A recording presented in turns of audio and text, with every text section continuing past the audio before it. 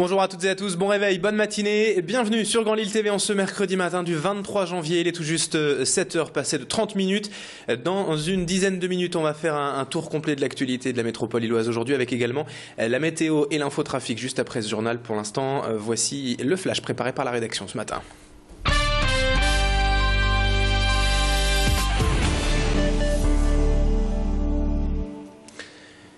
Et tout d'abord à la une de l'actualité de ce 23 janvier, le dossier Florence Cassé de retour sur le devant de la scène médiatique, puisque c'est aujourd'hui que la Cour suprême mexicaine doit rendre sa décision quant au recours déposé par la nordiste et ses avocats. Ce recours porte sur une annulation de condamnation et un éventuel renvoi devant une cour d'appel pour un nouveau procès. Les 5 juges de la Cour suprême pourraient même aller jusqu'à voter la libération pure et simple de Florence Cassé aujourd'hui. Mais selon l'avocat mexicain de la française, l'annulation avec renvoi est l'hypothèse la plus prévisible. À noter que la Cour suprême mexicaine peut également annuler en fait ce recours et renvoyer définitivement Florence Cassé en prison. Alors pour obtenir raison et voir sa demande acceptée, il faut à Florence Cassé une majorité de voix pour, soit au moins 3 juges sur 5 favorables à ce recours. Sur place au Mexique, la tendance serait de toute façon de plus en plus positive pour la nordiste, emprisonnée depuis 2005, je vous le rappelle, et condamnée à 60 ans de prison pour des faits d'enlèvement qu'elle a toujours niés. La réponse tant attendue devrait être connue en fin de journée. Également à la une en cette matinée, un mot de la météo et attention au risque de verglas sur les routes. Une nouvelle vague de froid intense arrive dans la région. Il fera ainsi de plus en plus froid dès aujourd'hui et jusqu'à samedi dans le Nord-Pas-de-Calais, avec du brouillard givrant notamment enregistré depuis tôt ce matin. Il a également gelé cette nuit dans la région avec moins 4 degrés, notamment relevé ce matin à la station Météo France de l'Équin. Alors attention, surtout si vous devez prendre la route, attention au verglas et au brouillard givrant en cette matinée dans la région. Météo complète et détaillée juste après ce journal. Enfin, côté transport, Transpol annonce encore un trafic des bus perturbé ce matin dans certains secteurs de la métropole lilloise et la SNCF également avec encore des trains ralentis et pas mal de retard donc à prévoir sur les lignes TER et TGV toute la journée. Toutes les infos toujours sur internet transpol.fr et infoligne.com. Et puisqu'on parle du froid intense depuis quelques semaines dans la région, attention tout de même à ne pas être trop imprudent après l'accident survenu à Roubaix lundi où une jeune femme est tombée dans l'eau glacée de l'étang du parc Barbieux. À Villeneuve-d'Ascq, les éco-gardes du parc du Héron surveillent les lacs gelés et empêchent les promeneurs de s'aventurer sur la fine couche de glace. Car il ne faut pas s'y méprendre, l'épaisseur de glace n'est ici absolument pas suffisante pour pouvoir marcher dessus sans crainte. Il faudrait en fait une période de grand froid durant plusieurs semaines pour espérer un jour patiner tranquillement sur les lacs gelés, ce qui est encore loin d'être le cas. De plus, avec les écarts de température entre la nuit et la journée ensoleillée, l'épaisseur de la glace n'est pas la même partout. Bref, il est tout simplement interdit par arrêté municipal de s'aventurer sur les lacs actuellement. Explication complémentaire avec Étienne Fortin, éco-garde au lac du Héron à Villeneuve-d'Ascq, au micro de Mathilde Lespinasse. On déconseille à toute personne de s'aventurer sur tous les plans d'eau de l'agglomération lilloise qui sont potentiellement des plans d'eau à risque. Alors on ne peut pas mettre un gardien derrière chaque personne, on essaye de responsabiliser le public à ces problématiques. On a vu des gens traverser des zones du lac avec des poussettes, ça s'est vu.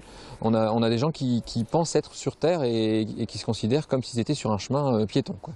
Donc c'est particulièrement dangereux. 7h33 en ce mercredi matin et dans le reste de cette édition à présent au chapitre santé, une première en France pour le centre hospitalier de Lille avec la pose du tout premier défibrillateur cardiaque en octobre dernier et sous-cutané réalisé par les docteurs Marquier et Fayad des services cardiovasculaires et pulmonaires du CHU. Ce défibrillateur est donc entièrement implanté sous la peau et non plus à l'intérieur du cœur comme les appareils classiques. Cela permet moins de risques d'infection et ne nécessite que 3 petites incisions. Surtout plus besoin donc d'aller directement dans le cœur pour l'opération. Alors cette année, une dizaine d'implantations de ce type devraient être effectuées à Lille et aujourd'hui en France, 8 personnes seulement bénéficient déjà de cette avancée particulièrement intéressante dans le Nord, un département défavorisé et particulièrement sujet aux maladies cardiovasculaires. Présentation détaillée avec le docteur Christelle Marquier, praticien au CHU de Lille, au micro d'Adélaïde Bollard. Pour le patient, c'est une intervention qui va être moins risquée puisqu'on reste cette fois sous la peau et on ne va pas à l'intérieur du cœur. C'est un appareil qui devrait avoir la même durée d'action et qui permettra d'être changé plus facilement si on a des problèmes techniques. Le suivi sera à peu près le même. Les consultations de suivi d'un défibrillateur, on suit les patients en consultation entre tous les 3, 6, 9 mois en fonction des patients, de leur âge et de leur type de cardiopathie.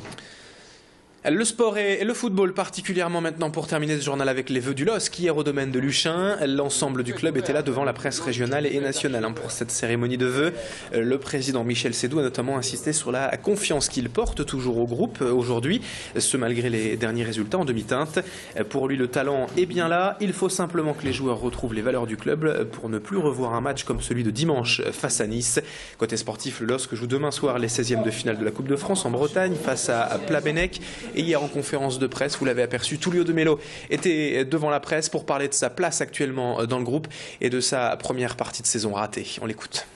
Je suis le premier à savoir que je n'ai pas fait une bonne première moitié de saison. Et je suis très conscient de ça et en même temps, je suis conscient aussi que je peux faire beaucoup mieux que ça. Pour parler de sportif, je pense qu'il y a eu beaucoup de changements. Il y a eu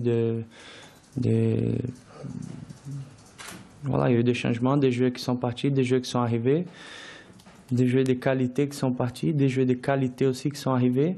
Mais parfois, comme on dit ici, la mayonnaise ne prenne pas. C'est ce qui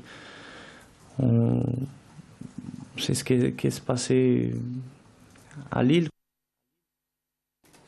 Voilà, c'est la fin de ce journal. Merci à toutes et à tous de l'avoir suivi. Il est tout juste 7h36 ce matin sur Grand Lille TV. Bon réveil, bonne matinée à toutes et à tous. Voici dans un instant la météo du jour et l'infotrafic ce matin en direct en temps réel.